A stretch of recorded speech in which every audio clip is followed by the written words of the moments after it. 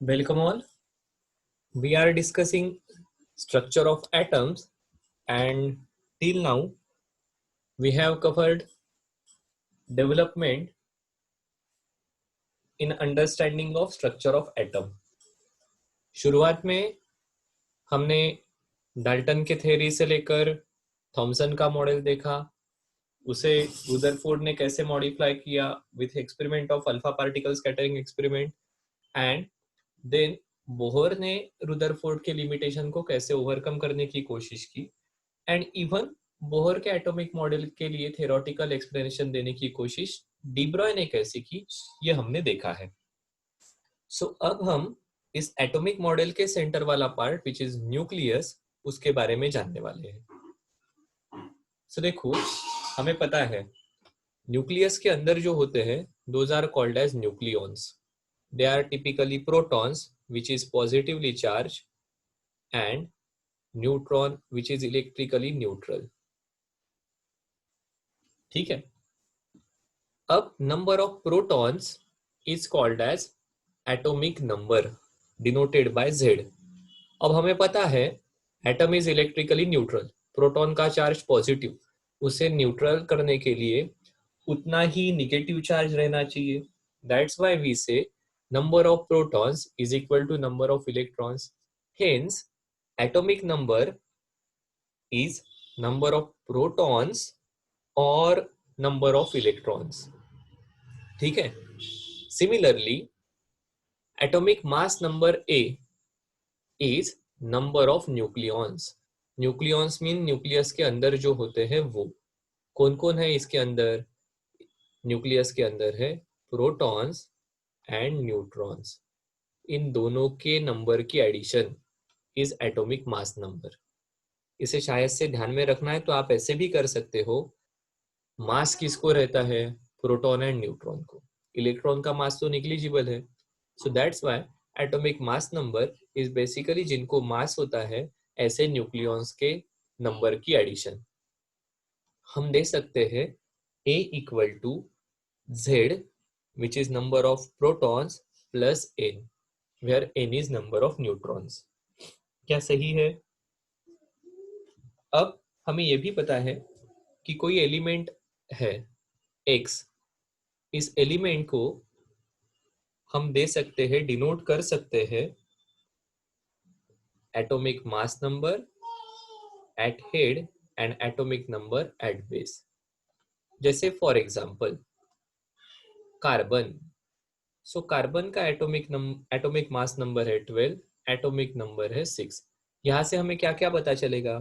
हमें यहां से पता चलता है दिस इज एलिमेंट कार्बन, जिसमें नंबर ऑफ इलेक्ट्रॉन्स और नंबर ऑफ प्रोटॉन्स ये है 6. और क्या पता चलता है? Nucleons. So this is actually Z. Nucleons का नंबर है 12. अब देखो न्यूक्लियॉन मतलब कौन है? Proton plus neutron. अब प्रोटॉन 6 है तो न्यूट्रॉन कितने रहेंगे? न्यूट्रॉन रहेंगे 6. ठीक है. इसे N नहीं A की वैल्यू है ये. सो A अगर 12 है, जिसमें आपको पता है A is addition of proton plus neutron. अगर प्रोटॉन 6 है तो आप आराम से कह दोगे कि न्यूट्रॉन्स भी 6 होने चाहिए. Similarly you can have Na. Na का सिंबल क्या है? सॉरी, Na का एटॉमिक नंबर क्या है? 11. एटॉमिक मास नंबर कितना है? 23. सो आप कहोगे this is element sodium with atomic mass number 23, atomic number 11. अब देखो, जैसे ही एटॉमिक नंबर 11 हो गया वैसे ही आपने कहा इलेक्ट्रॉन और प्रोटॉन का नंबर हो गया 11. प्रोटॉन अगर 11 है, atomic mass number is proton plus neutron. अगर ये 11 है, दोनों की एडिशन 20 है, 23 है, तो number of neutrons will be 12। So इस प्रकार से एक सिंबल के थ्रू आपको एटम एलिमेंट के एटम के रिलेटेड सभी इंफॉर्मेशन मिल जाती है। अब ऑब्वियसली एलिमेंट्स की chemical property is defined by its electronic configuration, number of electrons. So हमारा Z जो है, जो इलेक्ट्रॉन का नंबर बताता है, उसके थ्रू हमें उसकी केमिकल प्रॉपर्टीज पता चलेगी। ठीक है। एक एलिमेंट में कोई भी एक हमारा गिवन एलिमेंट है, उसमें number of electrons and proton fix रहेंगे, बिकॉज Z के थ्रू ही आप एलिमेंट के बारे में बताते हो। 6 अगर एटॉमिक नंबर है, Z की वैल्यू 6 है, तो आप कहते हो एलिमेंट कार्बन है। अगर Z की वैल्यू 11 है, तो आप कहते हो एलिमेंट सोडियम है। सो इस प्रकार से आप Z के थ्रू एलिमेंट को आइडेंटिफाई कर सकते हो। बट समटाइम्स क्या होता है, ये तो फिक्स रहेगा, Z की वैल्यू तो फिक्स रहेगी, but number of nucleons, that is number of atomic mass number, ये डिफरेंट रहेगा। क्या कहा हमने? Z की वैल्यू फिक्स रहेगी, but number of nucleons different रहेंगे। अब Z की वैल्यू फिक्स मतलब क्या? Number of electrons and protons fix, मतलब डिफरेंट क्या रहेगा? Number of neutrons. ऐसे एटम्स को are called as isotopes of each other. Isotopes मतलब क्या? मतलब फिर so atomic mass number is different,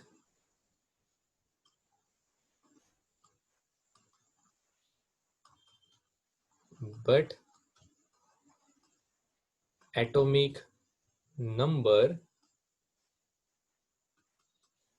is same. That is,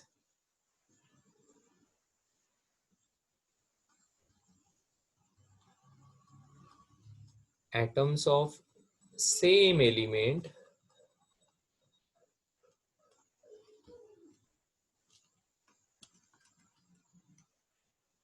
atoms of same element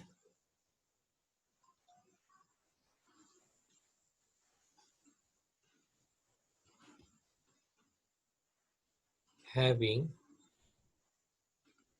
different atomic mass number. For example, हमारे पास है hydrogen 1H1, 2H1 and 3H1। इसे हम कहते हैं hydrogen. This is deuterium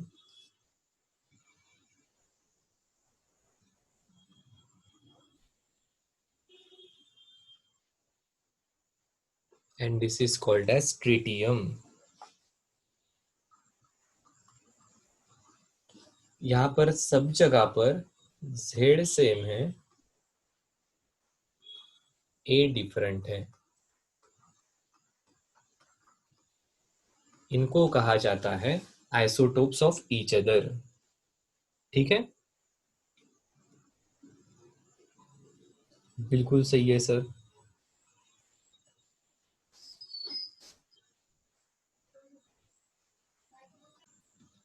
similarly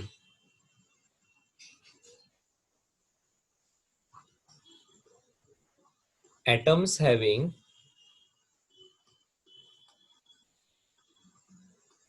same atomic mass number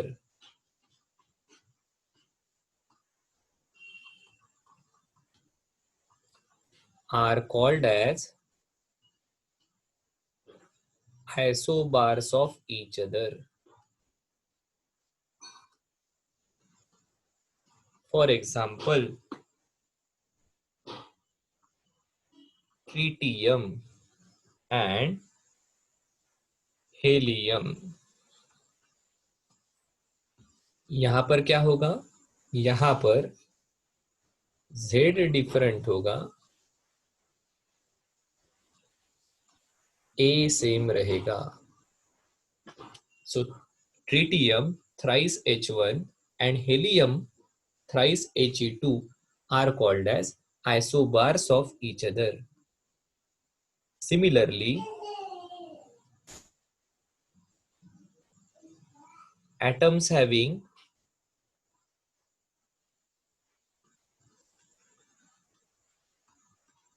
same number of neutrons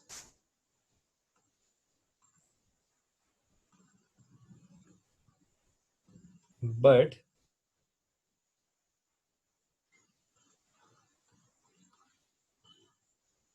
different atomic numbers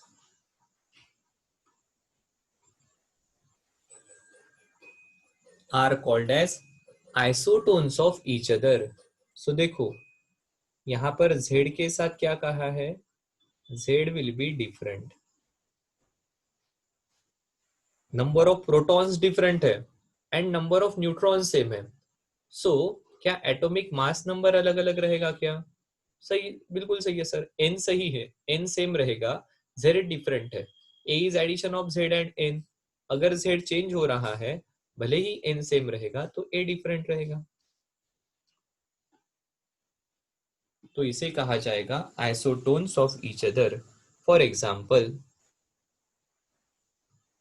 tritium कितने neutrons है, 2 neutrons है, and helium कितने न्यूट्रॉन्स है, 2 न्यूट्रॉन्स है। कैसे कहा सर आपने दो?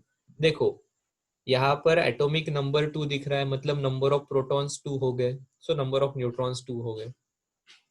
यहाँ पर एटॉमिक नंबर 1 दिख रहा है, सो नंबर ऑफ प्रोटॉन 1 हो गया, so atomic number of neutrons 2 रहेंगे। अब यू आर राइट, ये दोनों जो दिख रहे हैं thrice He2 and 4He2 atoms having same Z but different atomic mass number, ये एक दूसरे के आइसोटोप्स है। देखो आइसोटोप्स सेम एलिमेंट के रहेंगे, ठीक है, आइसोटोप्स सेम एलिमेंट के रहेंगे। क्यों सर? क्योंकि यहाँ पर एटॉमिक नंबर सेम होता है, सो आइसोटोप्स सेम एलिमेंट के रहने वाले हैं। आइसोबार्स में देखो Z is different, Z different मतलब एलिमेंट डिफरेंट।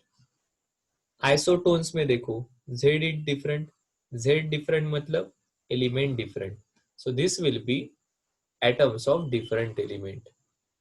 सिर्फ आइसोटोप्स में same element different atomic mass number, isobars same atomic mass number different atomic number, isotones same number of neutrons and different atomic number, फिर Z भी different रहेगा, A भी different रहेगा, ठीक है।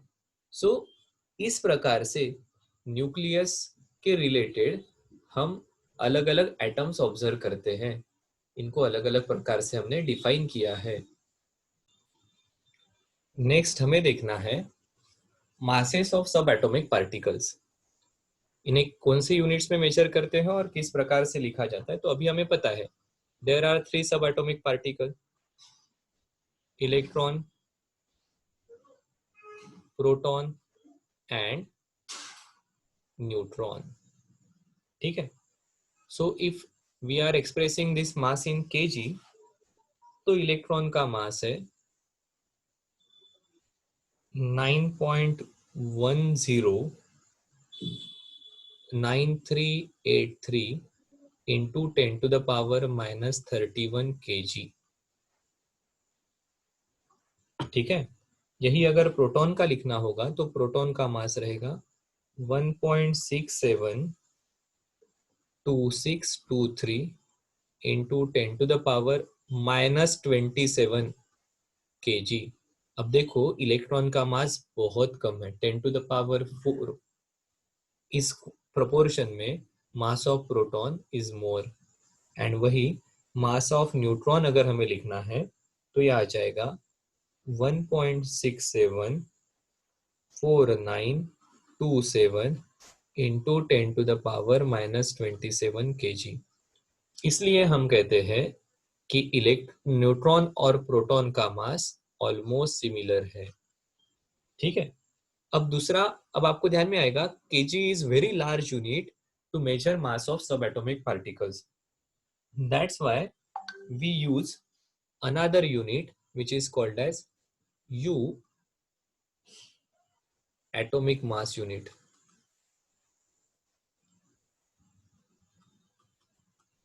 और हमें पता है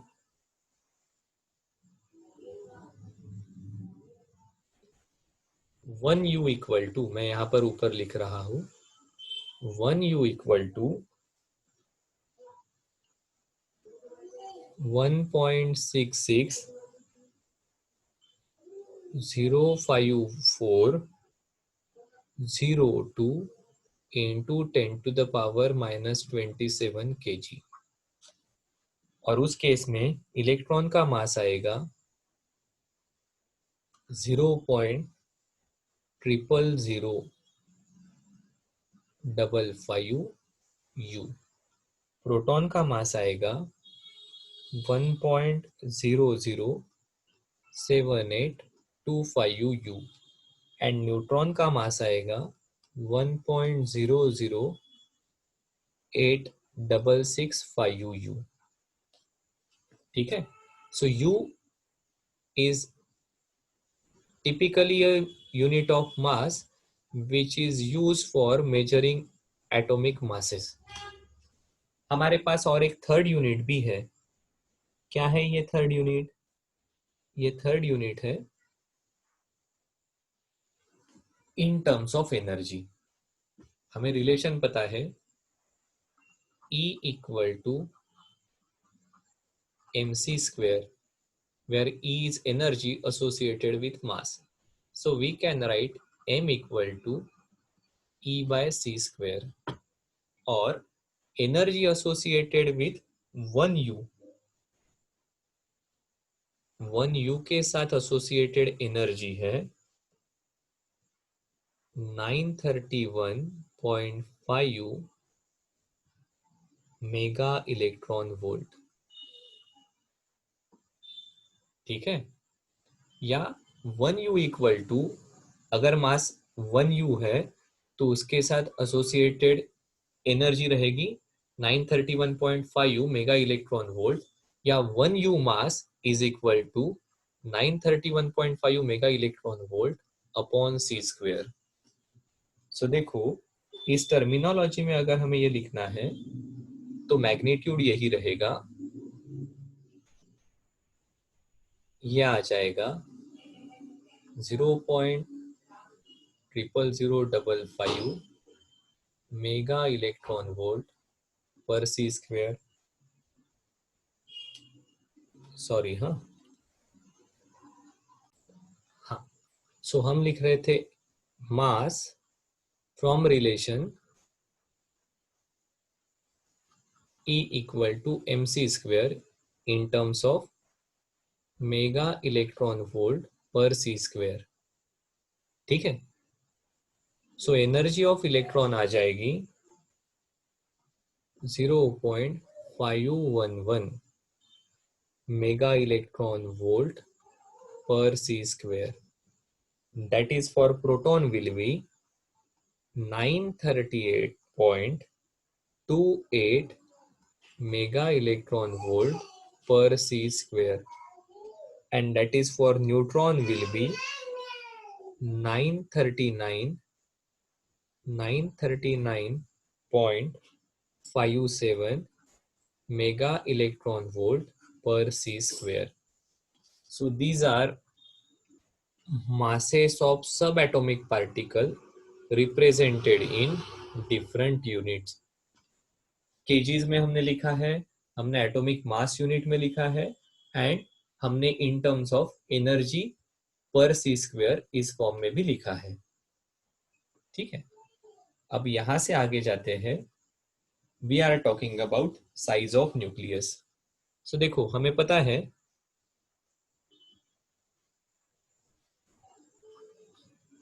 size of atom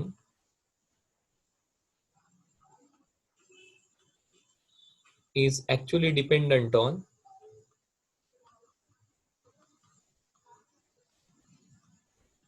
size of orbits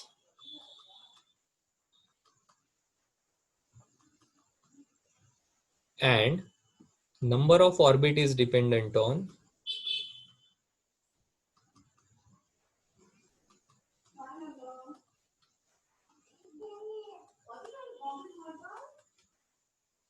electronic configuration and number of electrons।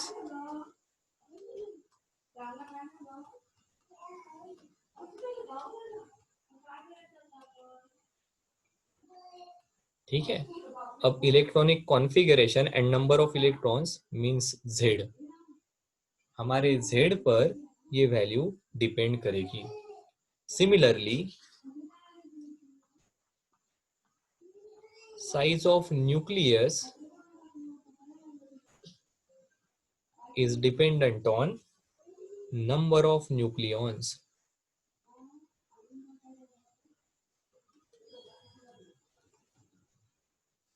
Obviously number of nucleons ज्यादा, that is atomic mass number ज्यादा, तो न्यूक्लियस की साइज बड़ी रहेगी। अगर एटॉमिक मास नंबर कम है तो उसकी साइज कम रहेगी। अब ये रिलेशन क्या है? तो this relation is Rx, where Rx is radius of nucleus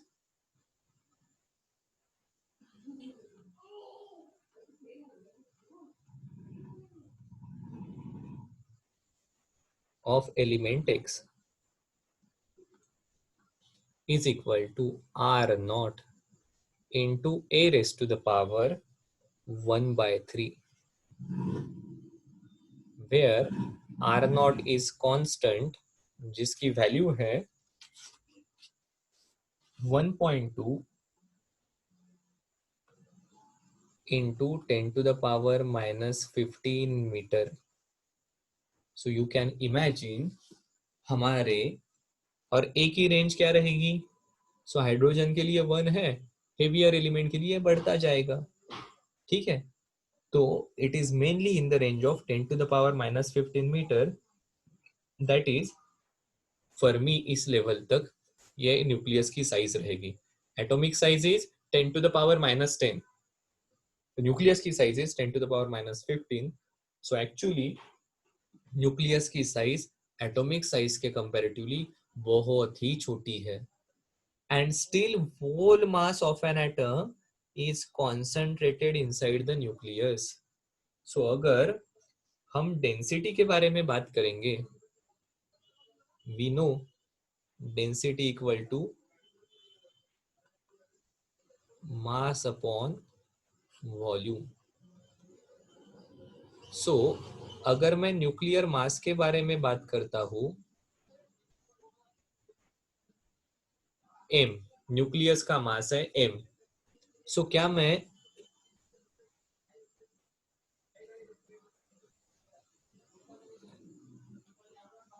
nuclear mass है m, sorry actually m nuclear का मास नहीं लेना है हमें, चलो न्यूक्लियर मास है m, तो क्या मैं इसे कैपिटल M इंटू ए लिख सकता हूं, where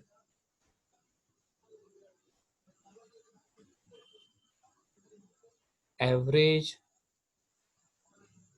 mass of nucleon and A is atomic mass number,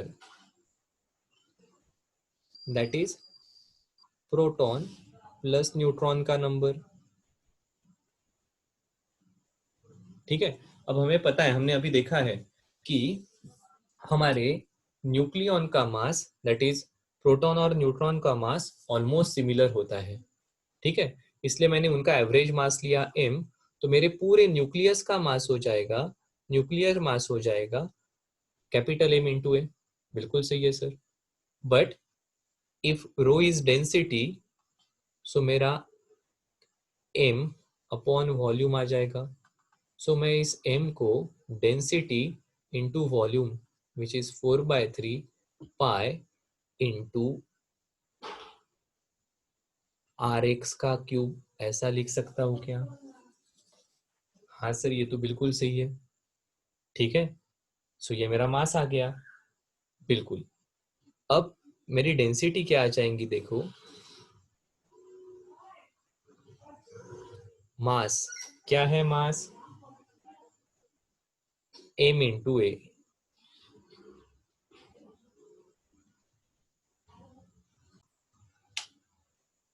volume क्या रहेगा?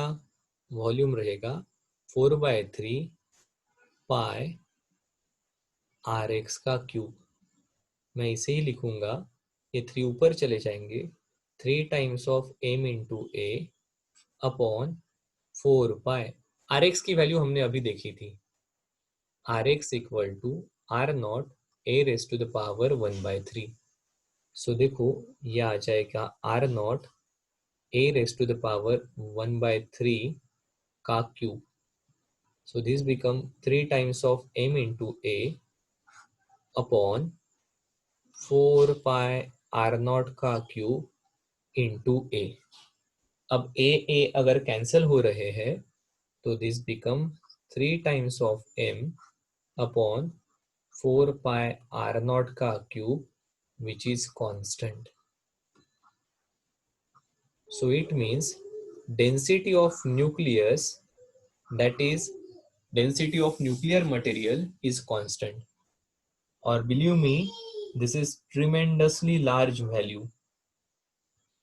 ठीक है, अगर वैल्यू पुट करते हैं तो ये डेंसिटी आती है इन the range of 2.3 into 10⁻17 kg पर मीटर क्यूब। ठीक है, हमारे नॉर्मल एटम की जो डेंसिटी है उसके comparatively this is almost 10⁻13 times more. So पूरा mass is accumulated inside nucleus. Nucleus का मास बहुत ही ज्यादा, न्यूक्लियस की डेंसिटी बहुत ही ज्यादा है। ठीक है,